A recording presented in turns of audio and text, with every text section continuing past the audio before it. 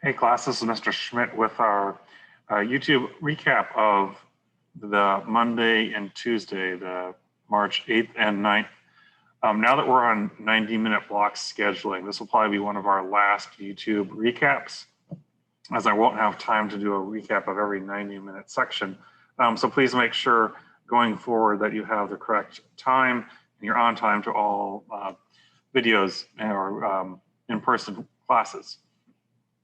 But that being said, this schedule is definitely different from last week. So I know a couple of people had issues.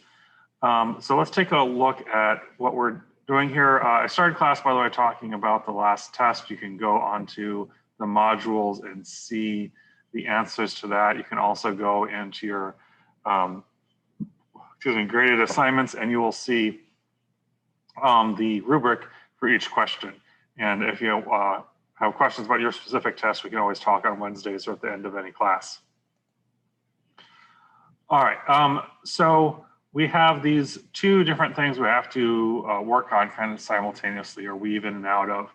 Last week, we talked about gravity and how any mass has a gravitational field and any two masses will have a force of gravitation pulling them together.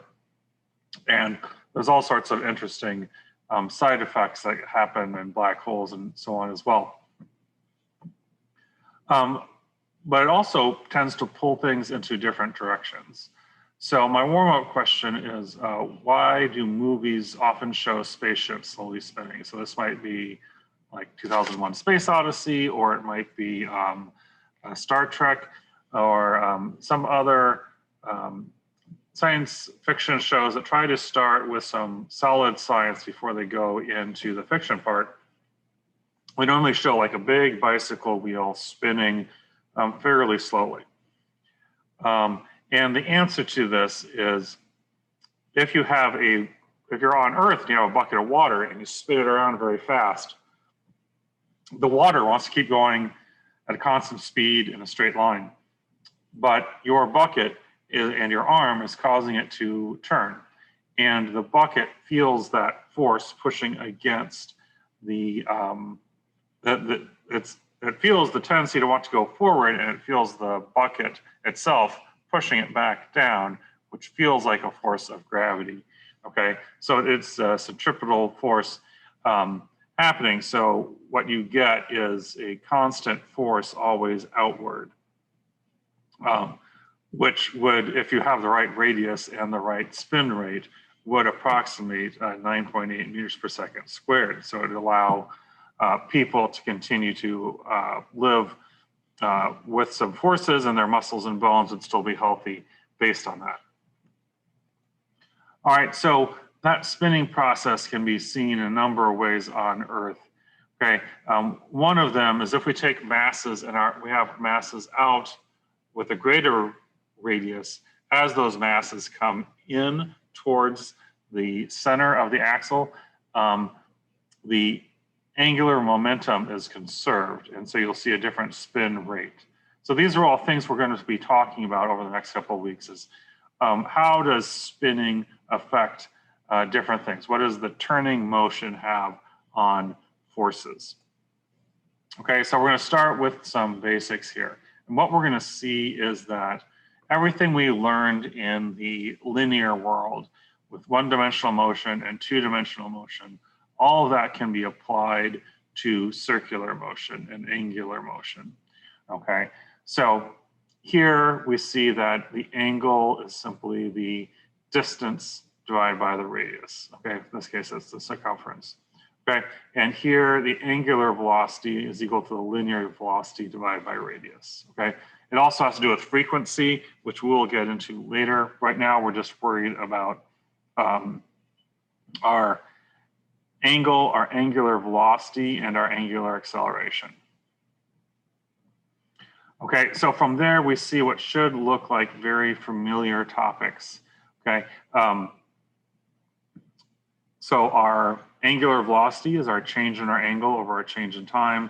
Our angular acceleration is our change in angular velocity over change in time. Okay, so those should sound like I just threw an extra word in there for no reason. All right, very familiar. Okay, so the angle equals our angular velocity times time. Our angular velocity equals our angular acceleration times time. So we still have the same 5-star kinematic equations, only we've factored out the radius is what we've done. Okay, we've taken all those linear components and we've factored out radius so that now we can measure everything in radians rather than in meters. Okay, so this first piece is about looking at these equations and seeing what we can line up. So I gave a series of questions in terms of how can we line those up. And the first one is taking all of your linear equations that you know and seeing if you can compare it to all the angular equations that I just listed. Okay, so here we see the beginnings. Some they did for you. Notice inertia is not calculated on linear motion, it's just mass. Angular inertia can be calculated. Okay, force is linear. Torque is the angular component of the linear forces. So they gave you some of those equations as well.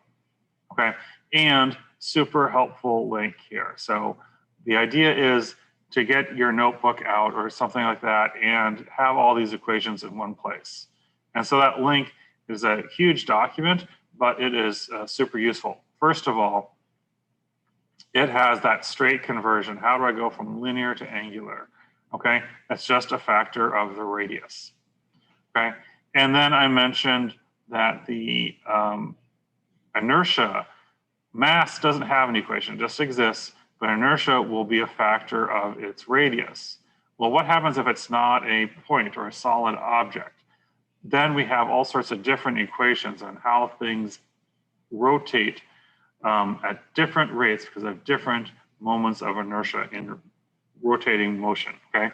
So you'll notice every time we did stuff last semester, we used terms like a frictionless block, okay? So that was to do two things. Number one, ignore friction. Number two, avoid rotational inertia. So now if you roll a cylinder down a ramp, you're going to get a different number because it is going to have inertia as well. Okay, so this kind of goes in again to our test and to other points. Yes, energy will be conserved, but don't look past all the different forms of energy. So if we start with potential, some of it's going to go into linear kinetic energy, some of it can go into rotating kinetic energy, some of it can go into sound or heat or any other place. So total energy will be conserved, but we cannot say things like kinetic energy will be conserved. Okay, so that gives us the first part. And by the way, to fill in the whole table, it's also on the next page. So like I said, a lot of these should look very familiar going down here. And then we get into things like centripetal acceleration, which should be new. And then all of these are new, but in fact are a mirror image of the one we just saw. Okay, so that was one of them. And then this one had some repetition here. Notice this is physics C. So we will not actually be using every one of these equations. Most notably, we will not be doing any integrals. Okay. But again, it's good to have as many of the equations as you can listed out all in one line. So the ones that you don't already have here should be here, okay? Which, by the way, I'm clicking on that right there. Those are the guided notes from Flipping Physics. You know, he has a very unique video style, but he also has an excellent set of notes to go along with everything. So if you ever get confused, it's always a good place to go back and search as well. Okay, and he does give you the integrals. Again, not something we're going to be focused on in Physics 1.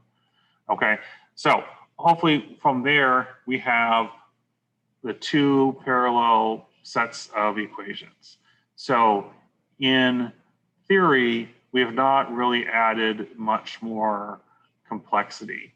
But in practice, we've just doubled the number of equations we have to choose from, which makes it more complicated, okay, in terms of how do you decide what equation to use, okay? So that takes us then to our next set of questions, which lines up for the actual homework for the day. And that starts off with a wind turbine. And you can definitely see these coming off of the port and going up the gorge towards, well, it's going up the gorge. And these numbers are a fair approximation of what the current windmills are. They'll turn at 5 revolutions per minute, RPM, and they'll have a blade length of up to 50 meters long for every individual blade. Okay, so that gave us a 2-part question. Calculate the angular velocity in radians per second and calculate the linear velocity of the outer edge.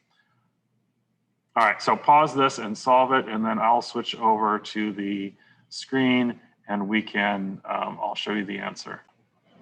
Okay, so hopefully you've had time to try this. This is a good practice one going into the assignment we have. All right, so we have revolutions per minute, RPM. So they are going to want it in radians per second. So if you've done chemistry class, hopefully you did dimensional analysis. If not, what we want is our answer over here in radians over seconds.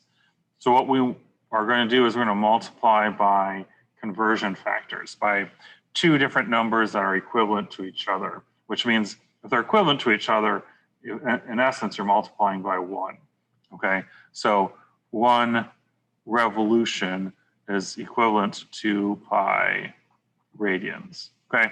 And I'm doing that because I want radians on top and I want revolutions to divide out, okay?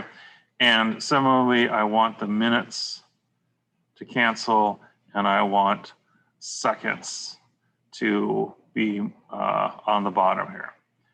Okay, so here we see this is 2 times 15, which is 30 pi over 60 pi. Okay, if you're a theoretical physicist or mathematician, you're going to leave it as pi. If you're an engineer, you might end up multiplying that out. We're going to see a lot of equations that just have pi in there in the weirdest places, and they just leave them in as a constant. Okay, and especially that's true for here because I'm going to take this answer and I'm now going to do something with it. So that answered part A. Part B, calculate the linear velocity of the outer edge. Okay, so I have this, the equation we're going to use. Okay, so this was my angular velocity.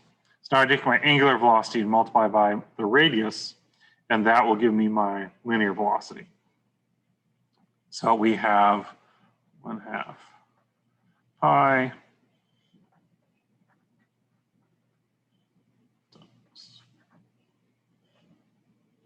and technically it's 50 meters per radius.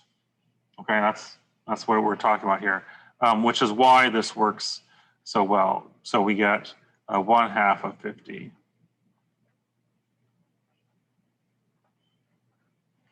Okay, so that's how we're going to solve this first question.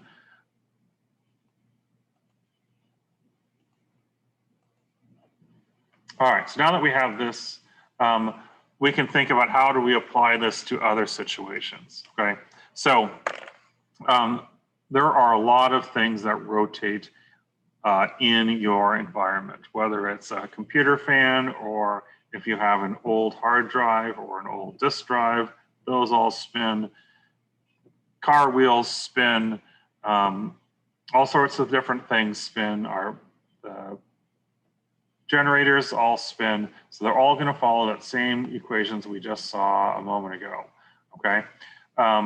So now we have our next question. So this would depend on how fast your angular speed does your tire spin when your car is going 30 miles an hour. So actually, the hardest part about this is figuring out the radius of your car. So there's a lot of different ways to do it. Actually, I had one student this step outside their front door and measure the diameter of their wheel and take half of it. And that is definitely a reasonable way to do it. Okay, but what you want to do is first find the radius of your tire and then use these equations again. So let's go back and come with the solution here. Okay, so I found the diameter of my wheel. This is actually not the diameter of the rubber tire, but I'm going to take that as my number just for demonstration purposes here. So if we know the diameter, radius is going to be half of that. Okay, so now we have 30 miles per hour. Okay, so remember our final goal is to get radians per second. So I know my radius is inches, so I'm going to convert this to inches per second, and then I'm going to convert it to radians per second.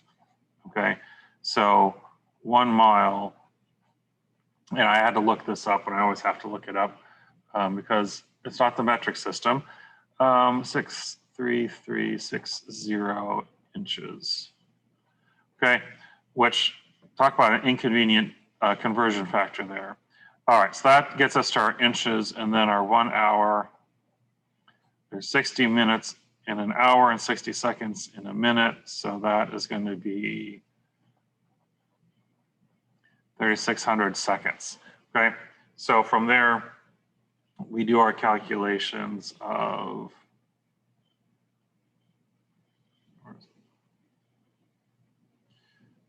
30 times 63360 divided by 3,600.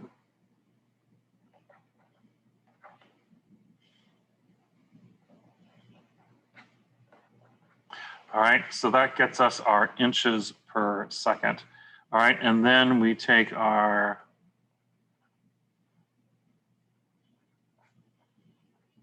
inches per second, and now we're going to say for every 9 inches, we get 1 radian. Okay, so this is one way to do it, is vector conversions. The other way is to think about this in terms of equations. This is V over R equals, okay, so we can take our angular velocity by doing our linear velocity divided by our radius. So I'm taking my linear velocity and I'm dividing by my radius. Okay, and that gives me about 58.7 radians per second. Okay, so that solves that question. All right, so now let's just take a quick look at a few more examples of what we're looking at here. Okay, so in terms of things rotating, this again is the classic windmill we see all up Mount Hood and up the gorge. You know, the wind blows so that kind of the middle of the blade would be going the same speed as the wind. So the very outer edge of the blade could be going faster than the wind because the wind is applying force across the entire blade. Okay, so the linear speed of the very outer edge of the wing or the blade is very high.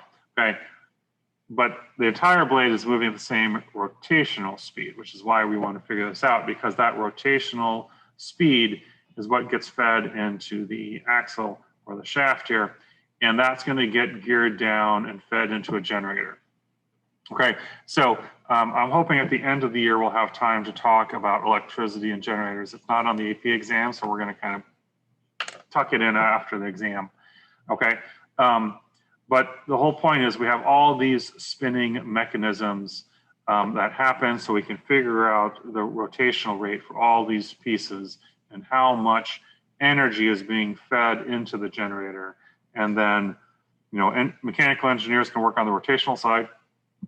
Mechanical and electrical engineers can work on getting all that energy transferred into electrical energy. And then, of course, it can go down a wire and out to a house. Okay, And then the other rotating piece of all this is you want the windmill always facing the wind. So there's this second yaw drive to make sure the blades themselves are facing the right direction, okay? Or if there's such like a hurricane or something and you don't want this thing to fall apart, sometimes they actually turn it so it's perpendicular to the wind so we don't catch too much wind. All right, and then one of the more interesting pieces I've found is the classic windmill has a lot of force on the top, tipping it over. So a lot of torque on the ground. So that has to be anchored into like bedrock with a lot of support pieces. And the farther out you go into the ocean, you can get some great wind, some very useful wind to be tapped into, but it also makes it harder to anchor it. So there's another way they can conceive of a windmill. And rather than spinning in the vertical, you can spin in the horizontal. And that creates even larger blades, so even more possibility for force and energy to be harnessed. And because it's spread out over a different dimension, there is less torque on the base, and it can be built differently without a requirement to get fully grounded into the bedrock. Okay, so those are just some little pieces to think about here. And then we left class with calculating the angular velocity on this one. Okay, so with that, I will see you folks later, and I hope this is helpful, and I hope all of our YouTube videos have been helpful, because I don't know if I'll have time to do any more today.